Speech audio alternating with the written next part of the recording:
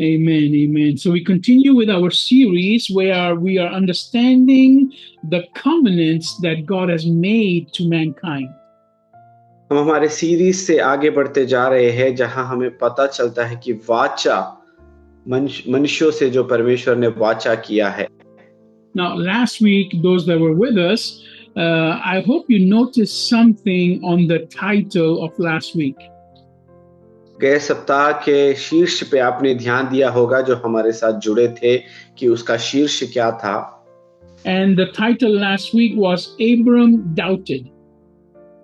गए हफ्ते का शीर्ष या फिर टाइटल ये था कि अब्राहम ने शंका किया.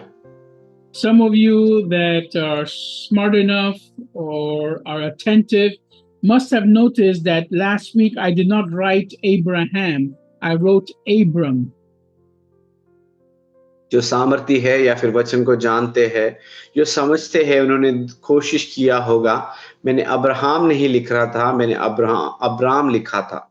Because today we will see that God changes the name of Abram to Abraham, and there is a reason behind it. आप ध्यान दोगे तो आपको समझ में आएगा. आज हम देखेंगे कैसे अब्राम को अब्राहम परमेश्वर बना देता है और उसके नाम में कैसे बदलावट आती है. And we will understand that this happened because God wanted to make sure that Abram no longer doubted in God's promises. और जब हम ये करेंगे तब हमें पता चलेगा अब्राहम ने या फिर इब्राहिम ने कभी परमेश्वर के वाचा को शंका नहीं किया. Because doubting, not believing what God has said is doubting who God is. शंका करना जो परमेश्वर ने कहा है वो है कि शंका करना कि कौन परमेश्वर है. When you doubt someone's words, you doubt that person's personality. जब किसी के वाचा को आप शंका करते हो, ये जो भी बोल रहा है आपको उसमें शंका होती हो, तो आप उस व्यक्ति पर शंका कर रहे हो. You see, if I doubt what someone tells me, I am doubting that person completely.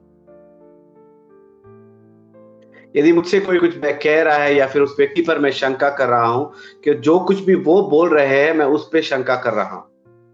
So if you want to not doubt God, you have to not doubt his words. यदि आप परमेश्वर पर शंका नहीं करना चाहते हो तो आप उसके वाचाओं पर या फिर वचनों पर शंका नहीं कर सकते. The word is Jesus Christ. परमेश्वर का वचन यीशु मसीह है. The word is God.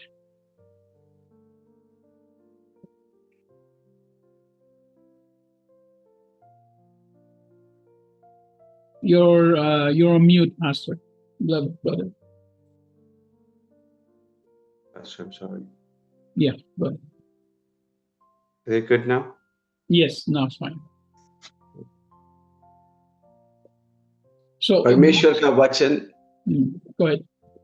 परमेश्वर का वचन है प्रभु और वही है यीशु मसीह. So if you doubt the word, you're doubting Christ. If you doubt Christ, you're doubting God. यदि आप वचन पर शंका करो तो परमेश्वर पे शंका कर रहे हो और परमेश्वर पे शंका कर रहे हो तो यीशु मसीह पे आप शंका कर रहे हो. Let's go to Hebrews chapter 11. इब्रानियों के पुस्तक 11 अध्याय में हम हमारे ध्यान को बढ़ाएंगे. Hebrews chapter 11 verse 6.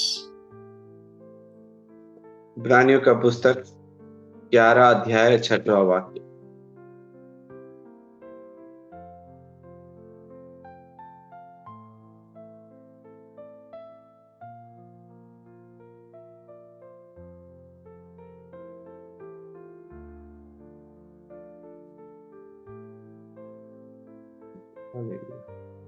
It says, now without faith, it is impossible to please God, for whoever comes to him must believe that he exists and that he rewards those who diligently search for him.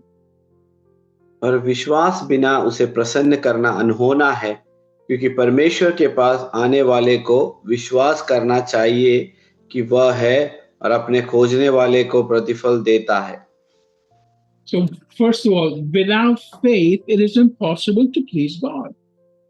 सबसे पहली बात, विश्वास के बिना परमेश्वर को प्रसन्नित करना अनहोना है। And you have to diligently seek Him in order to get that reward. और आपको लगातार परमेश्वर के खोजी बनना है ताकि परमेश्वर के आशीषों को या फिर उसके प्रतिफलों को पाए। In other words, you can't just say, okay, I've asked for it once, God hasn't done it, so I don't believe in God anymore. हम ऐसा नहीं कह सकते, मैंने एक बार पूछा, परमेश्वर ने नहीं दिया, इसके लिए मैं फिर से नहीं परमेश्वर से मांगूंगा। You see, because the promise that God makes to you, just like He made to Abraham, it's never only just for you. और जो वाचा आपसे किया है, जैसे अब्राहम से किया है, वो एक बार आपके लिए नहीं, एक ही बार के लिए नहीं है।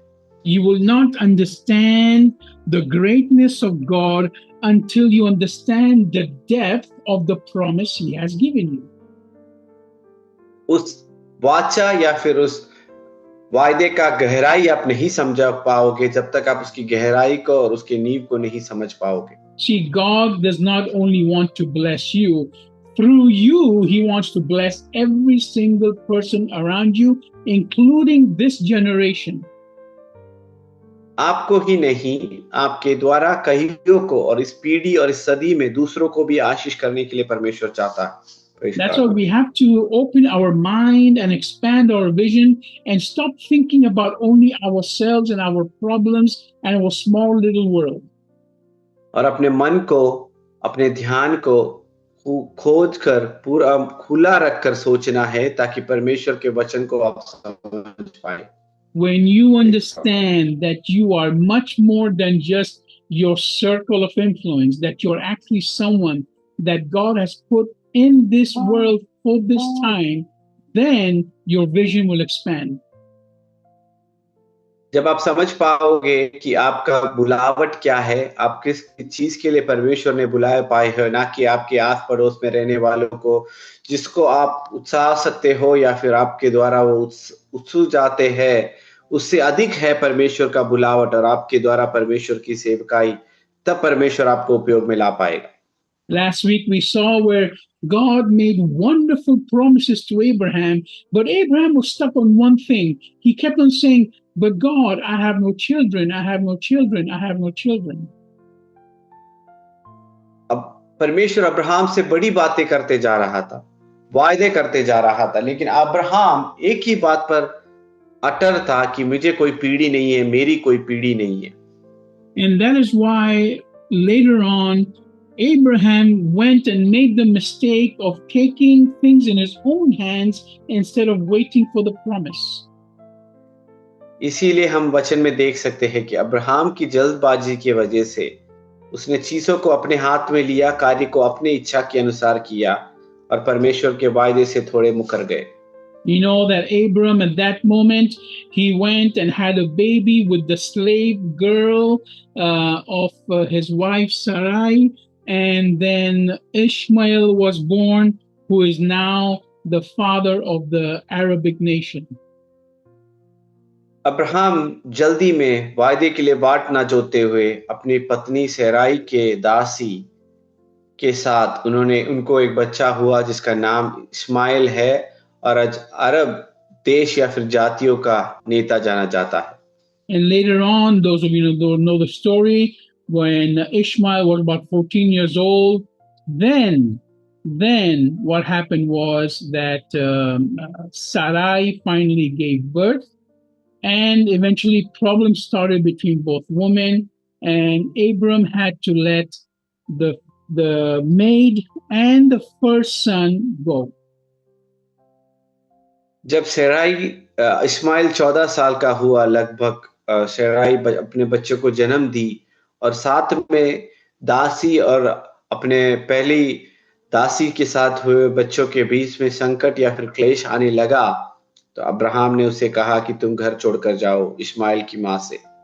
Now, we might think this is a tough decision, but you have to understand that God will do what He wants to do when He's chosen you for a purpose.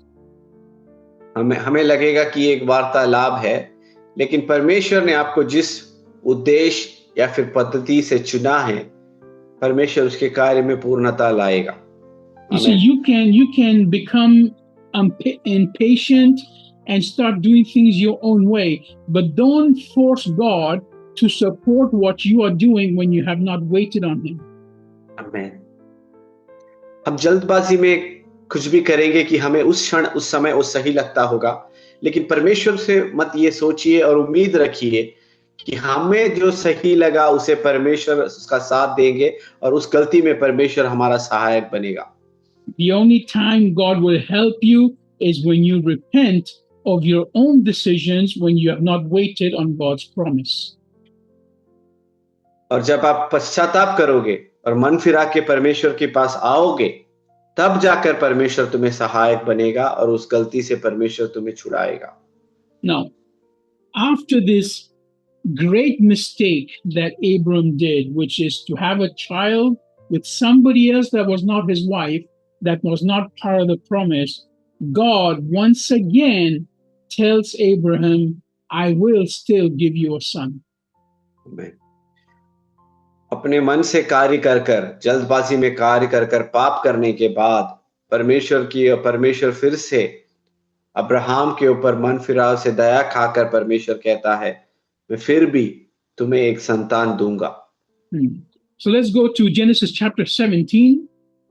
उत्पत्ति का पुस्तक 17 अध्याय में हम जाएंगे। Now here is when God once again visits Abram.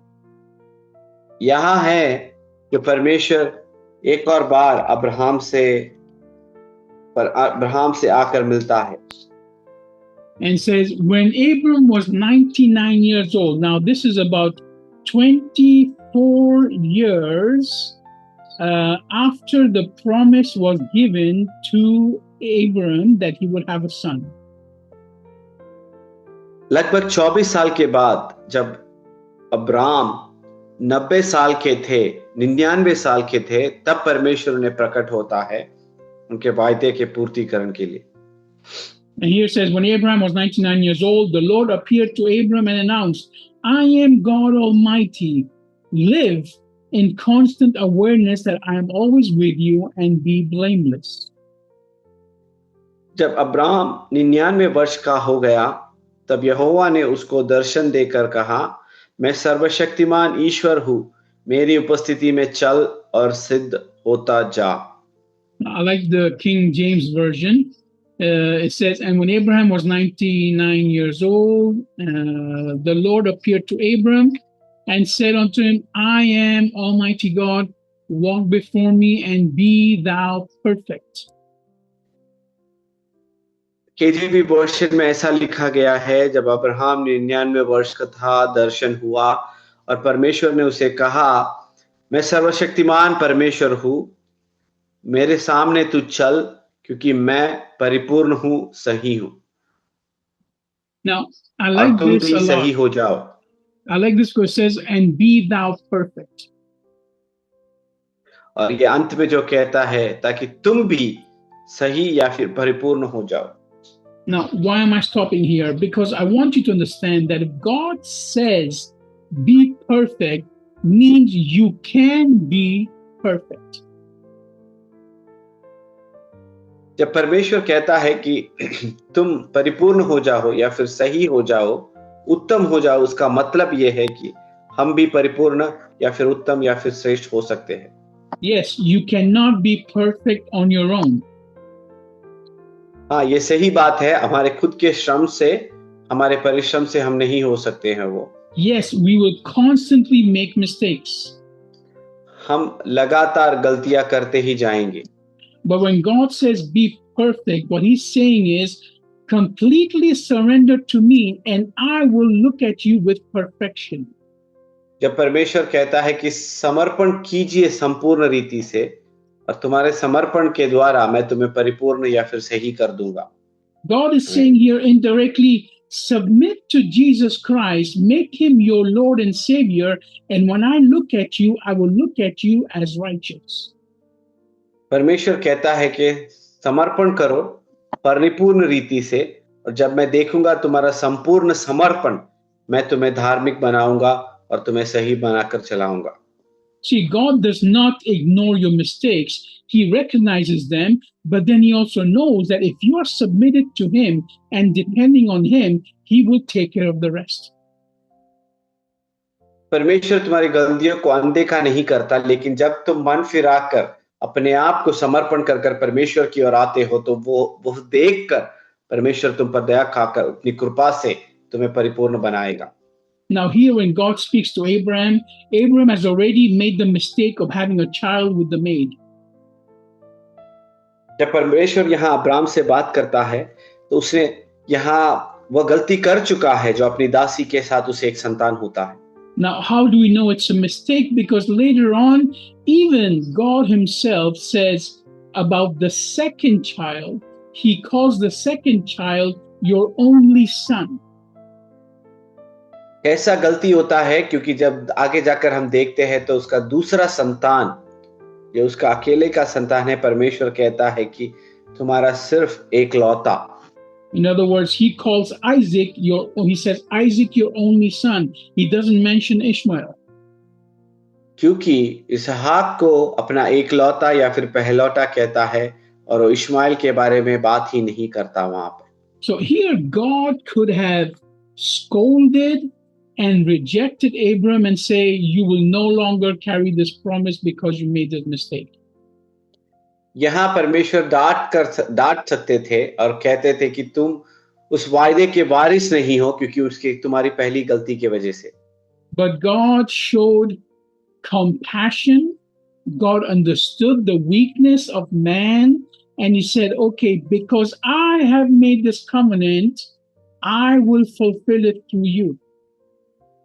क्योंकि परमेश्वर दया खाकर सहानुभूति के साथ अब्राहम से कहता है, क्योंकि मैंने तुमसे वायदा किया है और मैं इस वायदे के लिए तुम्हें परिपूर्ण या फिर उत्तम या फिर सही बनाऊंगा। And once again in verse 2 He reminds him of the covenant. और दूसरे वाक्य में उसे वायदे के बारे में या फिर वाचे के बारे में याद दिलाता है।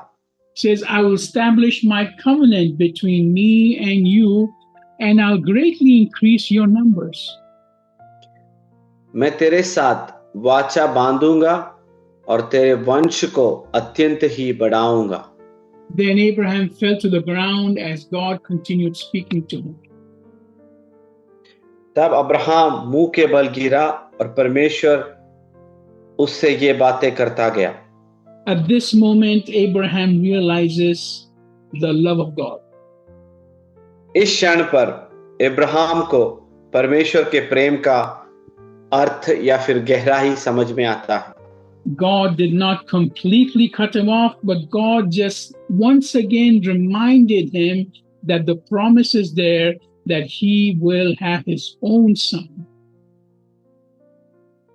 परमेश्वर अब्राहम को पूरी तरह से हटा नहीं देता अपने वायदे से, लेकिन एक और बार याद दिलाता है कि तुम्हारे इस वाचे का एक ही वारिस तुम्हारा बेटा इसहाक या फिर he will be the son of the promise, which was the son between Abram and his wife Sarai. वो वायदे का संतान होगा, इसका मतलब उस संतान अब्राहम और साराई के द्वारा हुआ उत्पन्न या फिर जन्मा हुआ संतान इसहाक होगा। See, you can make your own plans and your own partnerships, but when God has said He will bless you with this person or with this partnership, God wants to make sure you stick to that. आमेन। तुम चाहे जो भी संगति, दोस्ती, मित्रता कर सकते हो, लेकिन जब परमेश्वर कहता है कि यह संगति के साथ, यह सहधर्मिणी के साथ या फिर यह व्यक्ति के साथ मैं तुम्हें आशीष करूंगा, वाचा पूरा होगा, तो परमेश्वर वैसे ही पूर्ण करेगा उसे। So here Abraham humbles himself, and verse 4, then God says again, look, I've made a covenant with you. He reminds him of the covenant. You will be a father of many nations. देख, मेरी वाचा के तेरे साथ बंधी रहेगी, इसलिए तू जातियों के समूह का मूल पिता हो जाएगा। And the next verse, God does something which is amazing in order to make sure that Abraham always remembers the promise God has given him. और दूसरे वाक्य में, 5वें वाक्य में हम देखते हैं कि परमेश्वर अब्राहम को हमेशा अपने वाच्य का या फिर नाम से बदलाव में हमें दिखाई देगा। Says your name is no longer Abram, instead your name will be Abraham, since I'll make you the father of many nations. इसलिए अब से तेरा नाम अब्राम नहीं ना रहेगा, परंतु तेरा नाम अब्राहम होगा, क्योंकि मैंने तुझे जातियों के समूह का मूलपति ठहरा दिया है। Now, the word Abram, the name Abram, means leader or someone in power and authority. Abram का मतलब एक नेता या फिर कोई जो अधिकार में या फिर अधिकार के ऊपर वास करने वाला है। But the name Abraham means the father of many. लेकिन अब्राहम का मतलब जाति या फिर अनेकों का पिता। And later on, he did the same thing with his wife. His wife's name was Sarai, which means princess. आगे जाकर उनकी पत्नी का नाम साराई था, जिसका नाम था कि रानी।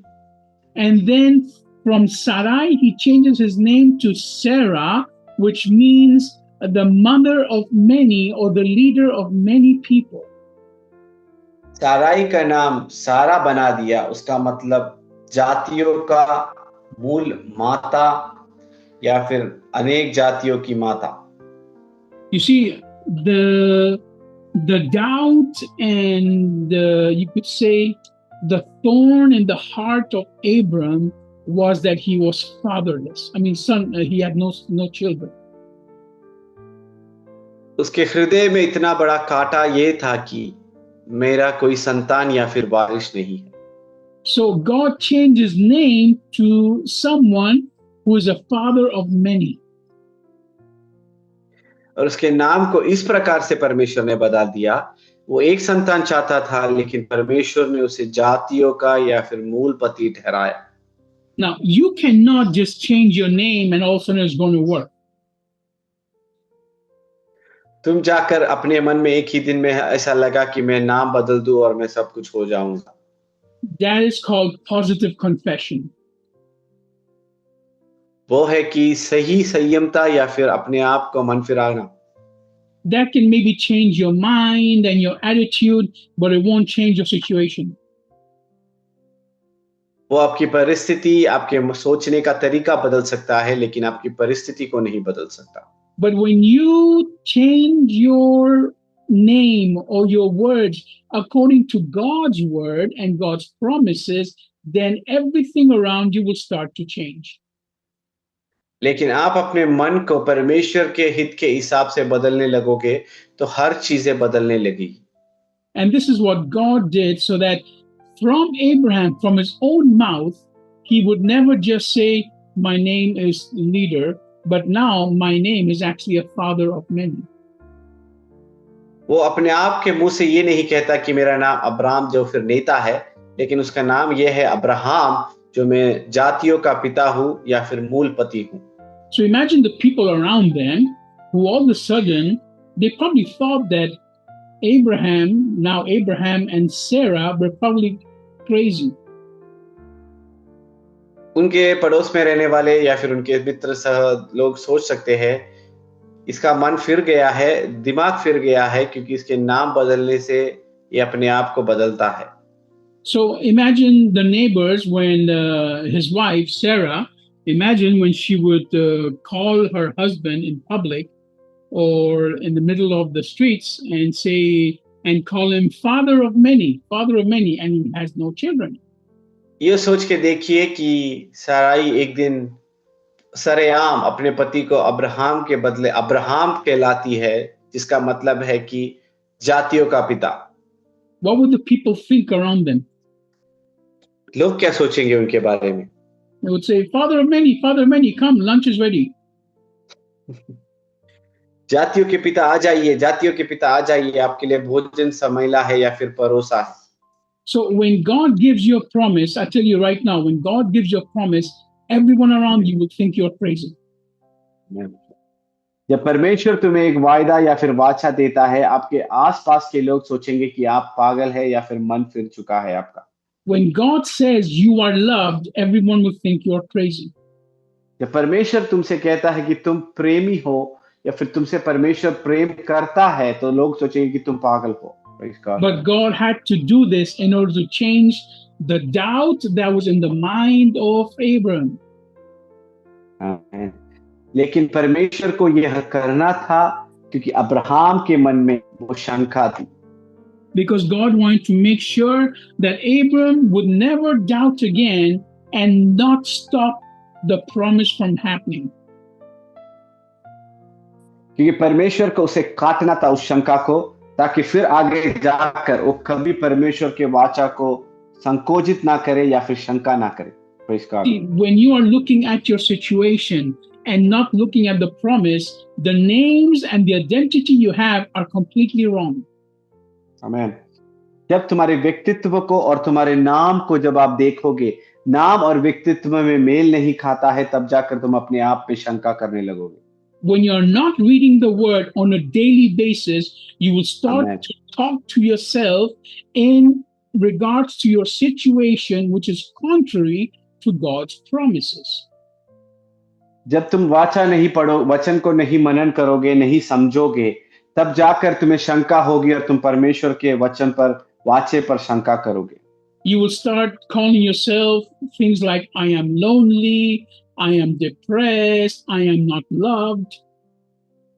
तुम्हें ऐसा लगेगा कि मैं अकेला हूँ, मैं निराशित हूँ, मुझसे कोई प्रेम नहीं करता, मैं अकेला हूँ। You will start saying things like, I'm a sinner, I am not good enough for God to love me. आप अब से खुद से कहने लगोगे, मैं पापी हूँ, परमेश्वर मुझसे प्रेम नहीं करता। You will say things like, I'm a failure, I cannot do this. आप ऐसा कहने लगो कि मैं एक हारा हुआ व्यक्ति हूँ और मुझसे ये नहीं होता है। You will say things like, I am sick and I'm like this and I'm like that, everything negative. आप कहने लगो कि मैं बीमार हूँ, ऐसा है, फलाना मेरा परिस्थिति है, आप हमेशा हाय करने लगोगे। So right now I want you to first of all, just in prayer right now, just say, I cancel all those negative words in Jesus' mighty name. अब प्रार्थना में अभी अब कहिए, मैं यीशु मसीह के नाम से हर एक नेगेटिव सोच को, मुंह से निकली हुई वाणी को मैं कैंसिल करता हूँ। And I cancel every single negative word anyone has ever spoken against me. मैं हर उस गलत चीजों को, वाणियों को मैं डांटता हूँ यीशु मसीह के नाम पे, जिस किसी ने भी व्यक्ति हर एक वाणी मेरे विरोध में बात की हो। Amen. And now I want to show you on the screen what the word of God actually says and what the word, which is the truth about who you are. मैं आपको स्क्रीन पे बताना चाहता हूँ कि वचन आपके बारे में क्या कहता है और कि मसीह कौन है। Sorry, go ahead. मसीह कौन है आपको समझ में आ सकता है। I can send this to you later also, send us a message and we can send this picture to you. Those of you that are in our WhatsApp group already have this picture. मैं आपको बाद में ये picture भेज सकता हूँ जो हमारे ग्रुप में है, व्हाट्सएप में मैं भेज दूंगा। Now, this list is an example of the name that God is giving you today. ये लिस्ट वो एक दृष्टांत है या फिर एग्जाम्पल है जो परमेश्वर तुम्हें दे रहा है। As you go through this list right now, I'm telling you, your name will be from Abram to Abraham.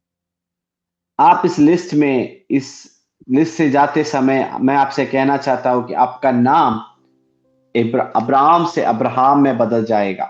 And your name will change from Sarai to Sarah. और आपका नाम साराई से सारा में बदल जाएगा। So now you have to speak to yourself your new names. The first name is I am forgiven. आपको अपने आप से आपके नामों को बोलना है। पहला नाम है मेरा अपराधों की क्षमा। I am enough. मैं काफी हूं। I am rescued. मैं छुड़ा दिया गया हूं। I am redeemed. मैं मुक्त हुआ हूं। I am God's masterpiece. मैं परमेश्वर की उत्तम रचना हूं या फिर योग्य हूं। I am valuable. मैं मूल्यवान हूं। I am chosen. मैं चुना हुआ हूं। I am justified. मैं धर्मी ठहराया गया हूँ। I am accepted. मैं स्वीकारित हूँ। I am saved. मैं उद्धार पाया हुआ हूँ। I am courageous. मैं साहसी हूँ। I am free. मैं मुक्त हूँ। I am wonderfully made. मैं अद्भुत रीति से रचाया गया हूँ। I am a new creature. मैं एक नई सृष्टि हूँ। Now, here, when it's saying new creature, I want you to understand it's saying a new creature, not a repaired creature. मैं जब नया सृष्टि हूँ, ऐसा नहीं लिखा गया है जिस सृष्टि पर काम किया गया है या फिर उस पर काम होता जा रहा है। It's like when you go into a garage with your car, you are not coming back with the same car, you're coming back with a new car. आप गैराज पे अपने कार को ठीक करने जाते हो तो आप एक वैसे ही कार से नहीं आते या फिर एक नया रिपेयर किए हुए कार के साथ आते हो आप। So when Christ starts to live in you, you are now a new creature, not a repaired creature. आप जब मसीह आप में वास करने लगता है तो उसका मतलब आप एक नई सृष्टि हो, ना कि जिस सृष्टि पर काम किया गया हो। Amen. I am born of God. मैं परमेश्वर के द्वारा सृजाया हुआ हूँ। I am adopted by God. मैं परमेश्वर के द्वारा गोद लिया गया हूँ। This is also very important. The moment you accept Jesus Christ in your heart, you are now adopted into God's family. आप परमेश्वर को अपना उद्धारकर्ता करके प्राप्त करते हो, मानते हो, तो आप परमेश्वर के परिवार में आप गोद लिए गए हो। The Bible says that the moment you accept Jesus Christ, only those who accept Jesus Christ, they have the authority or power to call God their Father. जब परमेश्वर को अपना उद्धारकर्ता स्वीकार करते हो, सिर्फ उनके पास उस अधिकार है परमेश्वर को अपना पिता कर बुलाने के लिए। So before you accept Jesus Christ, you are not a child of God. जब परमेश्वर को उद्धारकर्ता स्वीकार नहीं किए, तो आप परमेश्वर के संतान नहीं थे। You do not have the authority, the legal authority to call God your Father. आपके पास उस धार्मिक अधिकार नहीं है कि यीशु मसीह को अपना पिता कर बुला सके आप। Only once you are under Jesus Christ are you God's family, and you have the legal authority to call God your Father. और एक बार यीशु मसीह को अपना उद्धारकर्ता करके स्वीकारोगे, तब जाकर धार्मिक तौर पर आप यीशु मसीह को अपना पिता कर आप बुला सकते हो। And like we mentioned before, you need to change your name from servant to son. अपने नाम को दासत्व से Okay, a servant is forced to serve. A son serves because he loves the father. एक दास उसे जबरदस्ती किया जाता है अपने दास को अपने यजमान की सेवा करने के लिए, लेकिन पुत्र इसीलिए अपना सेवा करता है या फिर प्रेम करता है क्योंकि वो प्रेम से करता है। A servant serves for a payment, but a son serves because the inheritance is already his. ये दास या फिर नौकर सेवा इसीलिए करता है क्योंकि उसे पैसा या फिर प्रतिफल में कुछ मिलता है, लेकिन पुत्र इसीलिए सेवा या फिर प्रेम करता है, वो अपने प्रेम से, अपने लगाव से, अपने खून से प्रेम करता है। Everything the father has is already the son's, so he enjoys it and he continues to serve the father. क्योंकि जो कुछ भी पिता का है वो बेटे का है, इसीलिए वो अपने आनंद के साथ, पूर्ण हृदय के साथ पिता की सेवा करता है। Amen. The next one, I am a child of God. और मैं परमेश्वर का संतान हूँ। I am Jesus' friend. मैं परमेश्वर का मित्र हूँ। I am a citizen of heaven. मैं स्वर्ग का एक नागरिक हूँ।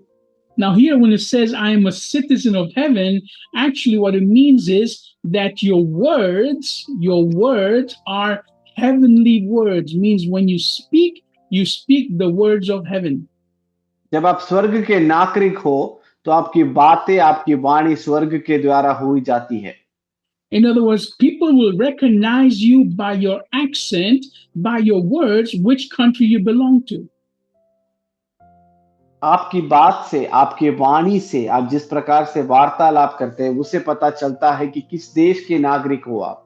आमीन। By the language you speak, by your mother आप, tongue, people will know which country you are from. आपकी मातृभाषा से या फिर आपकी वाणी से लोग आपको पहचानेंगे कि किस देश के नागरिक हो आप। So when you are a citizen of heaven, is because people are recognizing your words as words from heaven. इसीलिए आप जब स्वर्ग के नागरिक हो, आपके स्वर्गीय वाणी के द्वारा आपको पहचाने जाते हैं कि आप स्वर्ग के नागरिक हो। Then I'm a member of Christ's body. मैं प्रभु यीशु मसीह के देह का हिस्सा हूँ। I am never alone, मैं कभी अकेला नहीं हूँ and I am loved. और मैं प्रेम किया जाता हूँ। Amen. This is our new identity. This is our new name. ये नया व्यक्तित्व या फिर नया पहचान है। Praise God. So God is doing this today to remind you of the promises in the Bible and that you need to start to call yourself these names. इसीलिए परमेश्वर हमसे बातें करता है ताकि वो हमें बताए कि हम परमेश्वर में हम कौन हैं, हमारा व्यक्तित्व क्या है और इस नाम से हम पहचाने जाए। When I first started to come into ministry and I started to be a pastor, I had to change my identity to Pastor Mahesh. मैं जब नई बार सेवकाई में आया, नया व्यक्तित्व बना, सेवकाई शुरू की, तो मैं महेश में से पास्टर महेश में मुझे अपना व्यक्तित्व और अपना नाम बदलना पड़ा। I did not believe it. मैंने उसमें विश्वास नहीं किया। I had the promise, I had the calling, I had the signs, but I still did not believe myself as a pastor. एक सेवकाई के या फिर एक सेवक के रूप में बुलावट थी, नाम था, लेकिन मैंने खुद पर या फिर उस बुलावट पर मैंने विश्वास नहीं किया। Because of all my failures in the past and the way I know I am from the inside, I did not believe I could be a pastor. मेरे कल की गलतियों के वजह से और मैं अपने आप में मैं क्या हूं मैं समझ सकता था, इसके लिए मैं अपने आप पर विश्वास नहीं कर पाया। So the first thing I did was I started to call myself pastor, and when someone asked me my name, I would tell them my name is Pastor Mahesh. मैं पहले अपने आप को पास्टर बुलाने लगा और उसके बाद यदि मुझसे कोई पूछता है आपका नाम क्या है, तब मैं कहता हूं मेरा नाम पास्टर महेश है। And everyone that I meet, I tell them you need to call me Pastor Mahesh. जिससे भी मैं मिलता था मैं उनसे कहता था कि आपको मुझे पास्टर महेश के नाम से बुलाना है। Not because I feel myself better or higher, but because I need to remind myself what God has promised to me in my life. इसीलिए नहीं क्योंकि मैं अपने आप को उच्च या फिर बड़ा समझता था, ताकि मैं विश्वास करूं कि मैं कौन हूं और मैं जानूं और समझूं अपने आप को कि मैं एक परमेश्वर का दास और सेवक हूं। See, if I meet you and you call me Mahesh, I will be at your level and I might slip and I might go into wrong conversation. यदि आप मुझे पास्टर महेश ना बुलाए, एक साधारण व्यक्ति समझकर बातें करने लगे और मैं उस वार्ता में इतना घुल मिल गया और कुछ गलत बातें मैं भी करना शुरू हो जाऊंगा। But if you are calling me Pastor Mahesh, I will make sure I don't fall from that level of authority and the holiness of God and the calling of my life. जब आप मुझे pastor Mahesh बुलाएंगे, तब मुझे अपने आप के अंदर वो बोध होगा कि मैं एक परमेश्वर का दास हूं और मेरी वाणी एक दास के योग्य होनी चाहिए। So if I ever ask you to call me pastor and not just Mahesh, it's not because I think I am better than you. It is to protect myself from going back to my old ways and losing that perfection of the calling. और यदि कभी आपने मुझसे बातें की हो या फिर मैं आपसे बात करने वाला और अब मैं आपसे कहूं मुझे पास्टर महेश बुलाए, इसीलिए क्योंकि मैं अपने पिछले जीवन में उस वाणियों में उस जीवित शैली में ना जा पाऊं जहां हमारे वार्तालाप एक लौकिक की तरह हो जाए। So you need to change your name from sinner to saint. आपको एक पापी से पवित्र या फिर विशुद्ध के नाम पे बदलना होगा। And you need to change your name just from your name to sister, whatever, or brother, whatever.